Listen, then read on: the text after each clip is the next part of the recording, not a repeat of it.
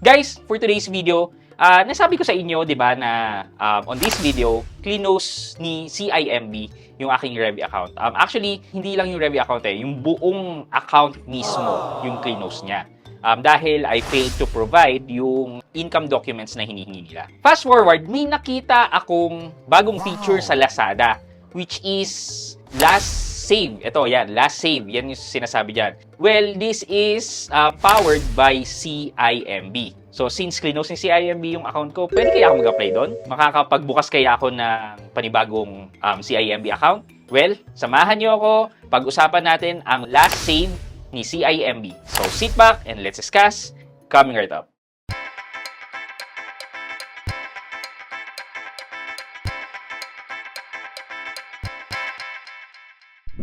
Hi guys, this is Pat and you're in Pat Quintos Review TV. So if you're new to my channel, I do reviews about personal finance na meron akong experience or meron akong knowledge na ginawa ko na ng videos and playlists na makikita nyo dito sa taas. At kung bago kayo dito sa channel ko, you may want to consider subscribing to my channel. Okay guys, so eto, yun nga, may bagong feature sa loob ng Lazada wherein you can now save money. So para siyang di ba, Shopee. Tapos si Shopee, you can link your Cbank sa Shopee. Well, ito ay you can open kay Lazada ng savings account. Tawag nila dito ay last save.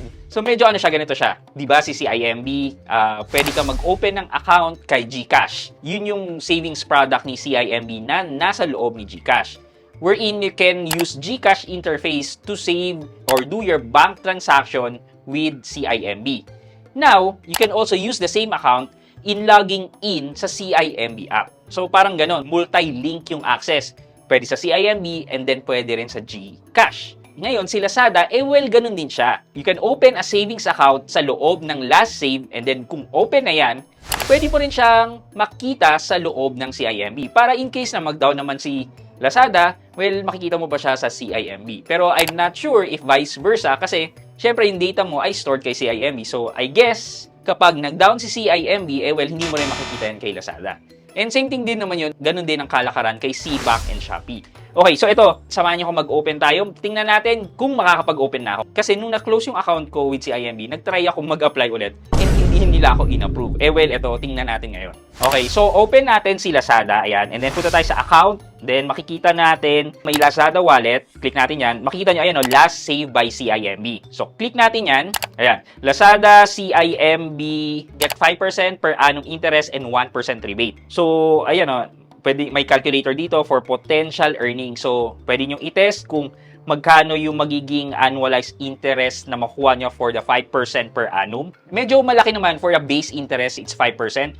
So, just to compare, base interest ni Ownbank is at 6%. Si Cbank naman ay 4.25%. Si GoTime ay 4%. Si Netbank ay nasa 4%, pero may promo siya to get the 6% for 3 to 6 months yata yun. And then, ito si CIMB. Actually, si CIMB, ang mababang base interest niya. Pero for Lazada, if you open kay Lazada, the base interest is 5%.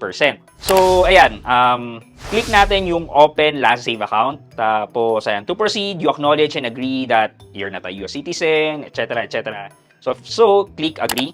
Ayan, and then you just need to enter yung information nyo. Tapos, magpapadala siya ng security or OTP sa inyong number and then i-enter nyo lang din. Yan. So, basically, ganun ka-straightforward, ka-simple. Lalo na kung verified ang inyong Lazada account. Okay, and then makakatanggap kayo ng text message ito. As part of CIMB Bank Review of Accounts, please take few minutes to complete the additional steps in identity verification. So, meron pa daw. Ayan, submitted naman siya. The application has been submitted. Tapos, kailangan nyo lang bumalik dito ulit sa wallet and then just click ulit yung last save by CIMB. Pag na-click nyo yan, ayan, lalabas naman to, continue your application. So basically, kailangan natin mag-provide daw ulit ng financial documents or income documents para ma-determine na hindi galing sa gambling, ganyan, or hindi tayo nag-laundry ng pera. So ito, ayan. So do you have other accounts from other banks? Yes. Tapos, please select bank. So, ako, lalagay ko own bank. Ayan. And are you stockholder? No, hindi naman. What is your purpose? Siguro pang payments. Click natin yan. Ayan. Income or proof of wealth. So, personal savings, inheritance, investment, rental income, sale of property, etc.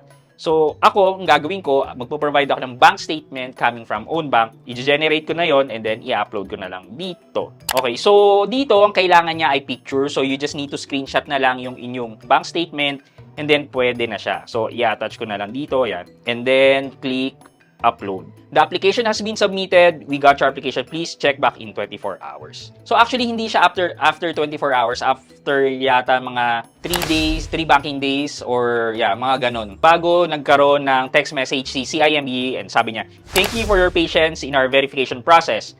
Your source of funds information has been approved. If you have accounts which were blocked and credit limits on hold, the block and hold has been lifted and you may continue enjoying all our services." So, silipin na natin si Lazada. So, basically, balik ulit tayo sa My Wallet. Ayan. And then, click ulit natin si Last Save by CIMB. So, makikita na natin dito yung interface ni Last Save. Ayan o. Sabi dito, earn up to 25% per annum. So, eligible din pala si Last Save dito sa promo ni CIMB na up to 25%. If in case na need nyo ng information about that, check nyo na lang yung previous video ko about the 25% per annum promotion ni CIMB. And you will also have 1% rebate daw on your Lazada order. So, ito daw yung pwede mong gawin para makakuha ng 25% per annum na interest rate kay Last Save. So, yan. Base interest is 5% on all your balances daw. 5% if you grow your Last Save average daily balance by at least 5,000 pesos. Ganun din, magkakaroon ka ng additional 6% if 10,000 pesos. And then, 9% kung 50,000 pesos. Medyo mas maikse versus dun sa 25% per annum promotion ni CIMB sa GSave and UpSave. Kasi meron pang 1,000 pesos yon. Ito wala na. Straightforward, if you grow 5,000, then a total of 10%.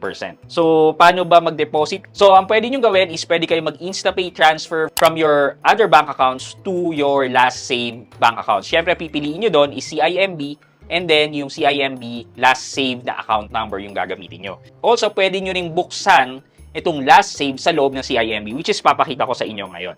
So, basically, walang laman to kasi kakasubok ko pa lang.